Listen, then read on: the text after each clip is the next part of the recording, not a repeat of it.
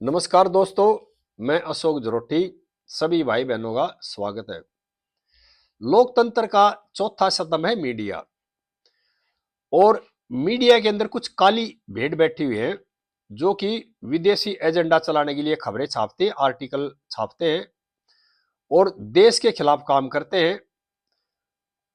उन जो काली भेड़ों के ऊपर देश के गृह मंत्रालय ने हंटर चला है। इस विषय पर चर्चा करते हैं।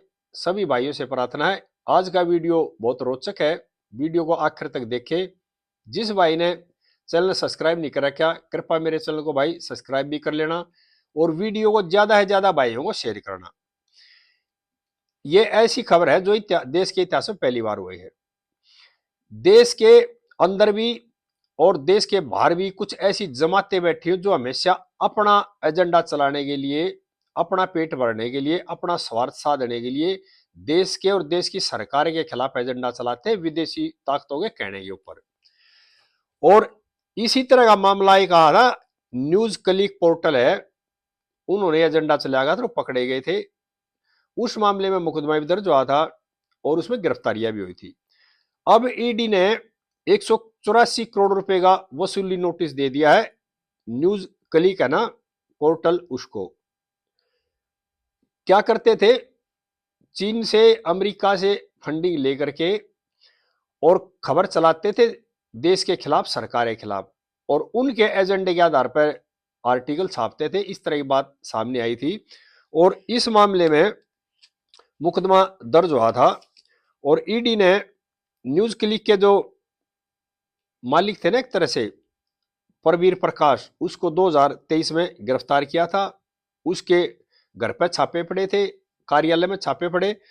और न्यूज क्लिक के जो एचआर हेड है अमित चक्रवर्ती, उसके वहां भी छापे पड़े थे। अब इशार है, अरविंदो चक्रवर्ती है, संजय रजोरा है, सुहेल हाशमी है, इनके घरों पे भी छापे पड़े थे। और 2024 में परवीर प्रकाश की जमानत की अर्जी लगी थी देश के सुप्रीम कोर्ट में और जस्टिस बी.आर. गवई की कोर्ट में सुनवाई हुई थी। देखो किस तरह का एजेंडा चलाते हैं। परवीर प्रकाश को देश की एजेंसियों ने गिरफ्तार किया मनी लॉन्ड्रिंग के मामले में। और हमारे जो सुप्रीम कोर्ट के जस्टिस हैं वो क्या कह रहे हैं कि इनकी जो गिरफ्तारी भी अवैध है और हिरासत भी अवैध है, ये कहकर उनको जमानत दे दी। यानी ये खेल चलता था मिलजुल करके। जो एक जमात है देश के अंदर जो अपना पेट भरने की सोचते हैं, देश के गरीबों से, देश की जनता से, देश से उन्होंने कोई लेना देना ना। उनका एजेंडा सिर्फ एक ही है, पैसा लो काम करो, चाहे वो काम देश विरोधी हो, देश के हित में ना हो, इस तरह काम करते थे। जब से मोदी सरकार बनी है, मोदी सरकार ने इन लोगों के खिलाफ कार्रवाई करनी शुरू कर दी, तो इन्होंने एजेंडा मोदी के विरुद्ध चलाना शुरू कर दिया है।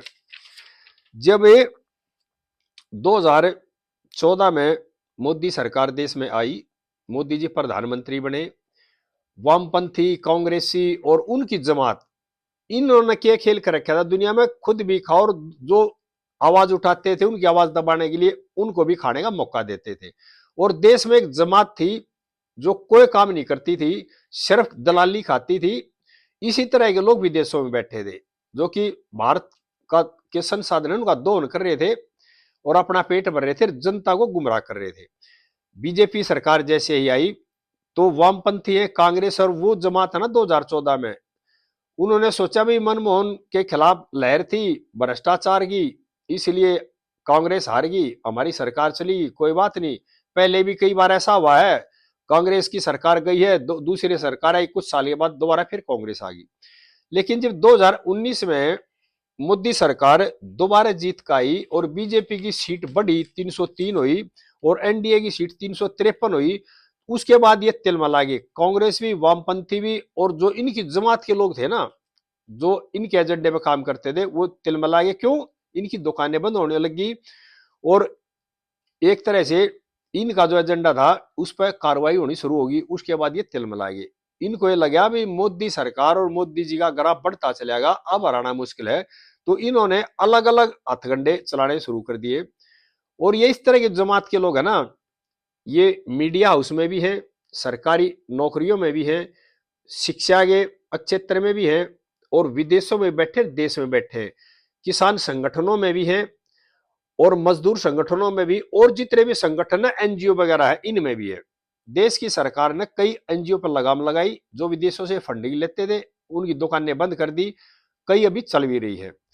और मीडिया को हम स्वतंत्र मानते हैं, लेकिन सभी देशवासियों से मेरा कहना है देश के अंदर एक दो पत्रकार को छोड़ करके जो निष्पक्ष है ना, बाकी है ना जो बड़े बड़े पत्रकार हैं जिनके बड़े बड़े नाम है, वो कई कई करोड़ के घोटालों में जेल में भी गए हैं, जो जमानत पे हैं और इस तरह काम करते हैं। कई पार्टियां हैं जो उनके लिए पत्रकार काम करते हुए, यानी पत्रकार जो है उनको मानते थे लोकतंत्र का चौथा स्तंभ, लेकिन वे काम करते हैं पार्टियों के लिए और आदमियों के लिए, देश के लिए निष्पक्षता के लिए कोई काम नहीं करता है। यहां तक भी है, दिल्ली के अंदर सरकार थी, उस सरकार ने तो कई पत्रकार थे उनको कॉलेज में प्रोफेसर नियुक्त कर रखा था और घर बैठे तनख्वाह लेते थे। इन जो भेड़ियों की, इस तरह की जो भेड़ है ना काली, इनकी जांच होनी चाहिए जो विदेशों से फंडिंग लेते हैं। जैसे ही 2019 में मोदी सरकार और ज्यादा बड़े बहुमत से जीत गए, उसके बाद खलबली मच गई। देश में बैठी जो काली भेड़ों की जमात है उनके अंदर भी, जो विदेश में बैठे उनकी काली भेड़ों की जमात के अंदर, और उसके बाद फंडिंग होनी शुरू होगी चीन से, अमेरिका से, डीप स्टेट से, यूरोप से। अभी किसी भी तरह से मोदी को हटाओ। क्यों? क्योंकि मोदी जी ने एक बयान दे दिया था, अभी आत्मनिर्भर भारत बनाएंगे। हम क्या करते हैं, दूसरे देशों से आयात करते हैं, हमारे यहाँ कुछ बनता नहीं था। और ये जो दलाल लॉबी थी ना, ये जो काली भेड़े, ये पैसा खाती थी दलाली में, और इनके घर जो चल रहे थे, इनकी दुकानें चल रही थी, सिर्फ दलाली कार्ड चल रही थी। उसमें कुछ नेता थे, कुछ मीडिया बंधु थे, और कुछ जो शिक्षा या क्षेत्र में बैठे हुए लोग हैं, और कुछ नौकरशाह भी थे। जब उनकी की बात, दुकानें बंद होनी शुरू होगी, मोदी जी ने अपना एजेंडा सेट तय कर दिया कि अपने देश में मैन्युफैक्चरिंग करेंगे, अपने देश में उद्योग लगाएंगे, तो दुनिया के कान खड़े हो गए, दुनिया में खलबली मच गई। दुनिया का बाजार है वो हाथ से निकल रहा है और हिंदुस्तान अपना बाजार खुद बना रहा है। उसके बाद अमेरिका ने, चीन ने, यूरोप ने एजेंडा चलाना शुरू कर दिया, भाई कितना पैसा खर्च करो, मोदी को हटाओ, मोदी सरकार को हटाओ। क्यों? उनको ये पता है अगर मोदी सरकार अगले 10-20 साल और रहेगी तो दुनिया के जो बड़े बड़े दुकानदार है ना, उनकी दुकानें बंद हो जाएंगी और भारत निर्यात करने लग जाएगा और भारत विकसित राष्ट्र बन जाएगा। दुनिया का एजेंडा ये है कि भारत को विकसित राष्ट्र बनने नहीं देना है। उन्होंने क्या रास्ता ढूंढा? कुछ भेड़े तो जो है हिंदुस्तान के लोग हैं और बाहर बैठे कुछ लोग ऐसे हैं जो हिंदुस्तान में बैठे हैं, उन सब का एजेंडा एक है, सबकी दुकानें मिली जुली हैं, जो दुकानें इस तरह की चलाते हैं। और ये देख लिया भी, जो भी आदमी हिंदुस्तान के अंदर ऐसा ढूंढो जो 10-20 हजार आदमी इकट्ठे कर सकता हो और उसी को पैसे दो, और पैसे दे करके 2019 के बाद आंदोलन चला शुरू किए, जो 13 महीना आंदोलन चला इस तरह का। और सरकार को बदनाम करने के आर्टिकल छपे, विदेशों में संदूर जो ऑपरेशन हुआ उसके बारे में भी गलत खबरें छापी गई, भाई हमारे रफेल गिरा दिए, इस तरह की बातें। ये पूरा एजेंडा था किसके? मोदी सरकार के, और मोदी के विरुद्ध एजेंडा चला था ये। किसी भी तरह एक ही बात है, भाई मोदी सरकार को, मोदी को हटाओ इस पद से। पूरा इनका एक एजेंडा है, जब तक मोदी जी रहेंगे, जब तक इनकी दाल गलने वाली नहीं है, जब तक इनकी दलाली मिलने वाली नहीं है, और इनकी दुकानें रोजाना बंद होती जा रही है। उसके बाद जैसे न्यूज क्लिक के पे जो है ना मामला 2020 में दर्ज हुआ था, और पहले ये दिल्ली पुलिस की आपराधिक विंग जो है ईओडब्ल्यू ने दर्ज किया था, बाद में ये ईडी में ट्रांसफर हो गया, ईडी ने अरेस्ट भी किया, फिर पत्रकारों को कईयों के घर छापे पड़े और सुप्रीम कोर्ट से पत्रकार महोदय की जमानत हुई। और अब ईडी ने नोटिस दे दिया 184 करोड़ रुपए का, जिसमें 64 करोड़ रुपए का नोटिस दिया वसूली का परवीर प्रकाश पर, और इसकी कंपनी को दे दिया 120 करोड़ का, यानी 184 करोड़ रुपया। जैसे 184 करोड़ रुपए का वसूली नोटिस शुरू हुआ, तो जो और कई भेड़ थी ना इस तरह की, उनमें भी खलबली मच गई, भाई तुम्हारे ऊपर भी सरकार की नजर है। और इस तरह काम कई बड़े बड़े पत्रकार कर रहे हैं, उनको कोई शर्म भी नहीं आती। क्यों शर्म क्यों आए? ज्यादातर पत्रकार महोदय इसी लाइन गए, एक दो को छोड़ करके ना ज्यादातर भ्रष्टाचार में लिप्त है, विदेशों से फंडिंग लेते हैं और उनके कहे अनुसार एजेंडा चलाते हैं, उनके कहे अनुसार आर्टिकल लिखते हैं, उनके हिसाब से खबर चलाते हैं। एजेंडा क्यों, सब एक है, एक ही थाली के चट्टे बट्टे हैं, सबका काम एक है, किसी ना किसी तरह से मोदी मोदी सरकार का विरोध किया जाए और एजेंडा ये चलाया जाए भी मोदी को हटाया जाए, बीजेपी सरकार को हटाया जाए। इस तरह का एजेंडा ये लोग चलाते हैं। और सभी देशवासियों से मेरी प्रार्थना है, इनकी बात तो मनाएं। जो हमारे देश के अलग अलग शहरों में, अलग अलग गांव में, अलग अलग राज्यों में जो इस तरह के लोग हैं ना, जो इस तरह की बातें करते हैं और देखते ही देखते बड़े बड़े साहूकार बन जाते हैं, उनके बारे में ये सोचने की जरूरत है। वो अपनी मेहनत से साहूकार नहीं बनते, वो इन्हीं एजेंडे वाले लोगों के, इन्हीं काली भेड़ों के एक छोटे से प्यादे हैं। भाई आप लोग ये सोच के देखो, एक आदमी सारी उम्र मेहनत करता है, वो कितनी तरक्की करता है। ये लोग चुने दिनों में, गिने चुने दिनों में इतनी तरक्की, इतने बड़े बड़े घर, इतना पैसा कहां से आ गया? इसका मतलब फंडिंग बाहर से होती है। ये कोई गलत काम कर रहे हैं पर्दे के पीछे और देश के लोगों को गुमराह करके इकट्ठा कर रहे हैं। इनकी बातों में आकर के, इनके नारों के साथ इकट्ठा होना नहीं है और इनसे सवाल करना भी तू कहां से पैसे लिया, इतने पैसे कहां से इकट्ठे कर लिए? क्योंकि ये लोग हमारे आस पड़ोस में रहते हैं। हमने सोचने की जरूरत है, ये आदमी कल तक साइकिल में चलता था, अब ये फरारी में चलने लग गया, कैसे चल रहा है, पैसा कहां से आ गया? कल तक ये 2 कमरों के घर में रहता था, किराए घर में रहता था, आज इतना बड़ा महल कैसे हो गया? भाई ईमानदारी से नहीं होती है चीजें। चाहे वो कितना बड़ा बिजनेस कर लो, इतनी ज्यादा तरक्की एकदम से नहीं हो सकती। उसके पीछे एजेंडा, ये बाहर से फंडिंग मिलती है और ये हमेशा एजेंडा चलाते देश द्रोही काम कर रहे हैं एक तरह से। और इसमें देश के बड़े बड़े नेता भी है जो बाहर बैठे हैं। क्यों दुकानें उनकी बंद होगी? विदेशों में बैठे उनकी दुकानें बंद कर दी मोदी जी ने। उसके बाद ये सारा खेल चल रहा है। यानी कि हम और देश की जनता इनको मानती है लोकतंत्र का चौथा स्तंभ मीडिया, और मीडिया बंद वो काम कर रहे हैं देश के खिलाफ, देश की जनता के खिलाफ, देश के सरकार के खिलाफ। किस लिए? अपना पैसा लेने के, अपनी फंडिंग लेने के लिए, अपना पेट भरने के लिए, अपनी 7 पुश्तों की संपत्ति इकट्ठा करने के लिए इस सोच से बाहर नहीं निकल रहे हैं। ये चीजें देश की एजेंसियां ने पकड़ ली है और इसके बाद एक खलबली मच रही है दूसरे पत्रकार बंधुओं में भी और बड़े बड़े नौकरशाहों में और लोगों में। क्यों?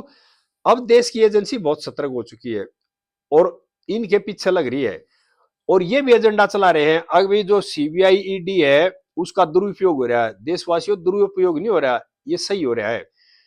ये लोग पहले रेड और पकड़े क्यों नहीं जाते थे? क्योंकि बड़े पदों पर बैठे हुए लोग ना तमाम एक जैसे ही थे। खाते देर खिलाओ और खाओ, इस तरह का एजेंडा था। मोदी सरकार का एजेंडा भी देश के खिलाफ जो काम करेगा, जो गलत वसूली करेगा उसके खिलाफ कार्रवाई हो और देश का धन गरीब आदमी तक पहुंचना चाहिए।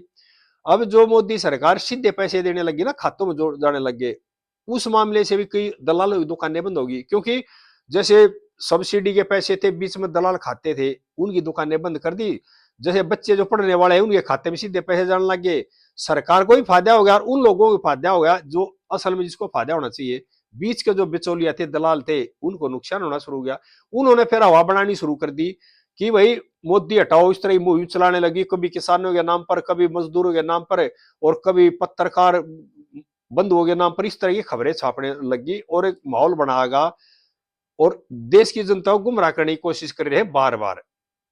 तमाम देशवासियों से मेरी अपील है, गुमराह होने की जरूरत नहीं है और इन लोगों के बारे में सोचने की जरूरत है, इनसे सवाल करने की जरूरत है। आप इतना पैसा कहां से लिया है? चंद दिनों में, 2-4 साल के अंदर आप इतने धनवान कैसे बन गए? जो तो इसमें किसानों के नेता भी है, मजदूरों के नेता भी है और सामाजिक संगठनों वाले भी है, जो एनजीओ भी है। एनजीओ जो चला रहे हैं उनमें सभी तो नहीं है, पर ज्यादातर जो एनजीओ है ना, वो भी एक फंडिंग की दुकान है और उसके जरिए भीड़ इकट्ठी की जाती है।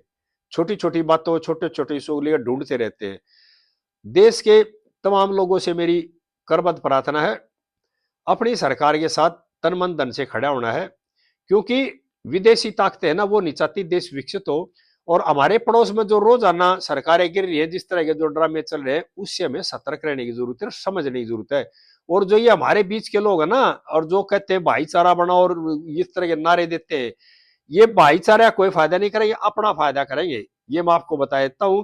और जो जो धनवान हुए पैसा लेकर के, जो किसान नेता रूप पगड़ी बांधे आंड रहे हैं, उनके घर भी 20-25 बीघे से फालतू जमीन नहीं थी, अब वो कई कई हजार बीघे के जमींदार हैं। वो अपनी उस संपत्ति को बचाने के लिए सरकार का विरोध कर रहे हैं, क्योंकि सरकारी एजेंसियां धीरे धीरे उन तक पहुंच रही है उनको भी ये डर लग गया जो तुमने भ्रष्टाचार करके गलत काम करके पैसा इकट्ठा करा, जो संपत्ति बनाई है, मोदी सरकार धीरे धीरे वही ला खड़ा कर देगी जहां से तुम चले थे। क्यों? अवैध संपत्ति बना रखी है उन्होंने। अवैध संपत्ति किसकी है? देश की जनता की है, गरीब लोगों की है। इस पर देश की जनता ने, गरीब लोगों ने ध्यान देने की जरूरत है भाई। आगे इस तरह की बातें फिर भाइयों के साथ शेयर करेंगे। इस वीडियो को भाई ज्यादा ज्यादा भाइयों को शेयर करें। जय हिंद देशवासियों।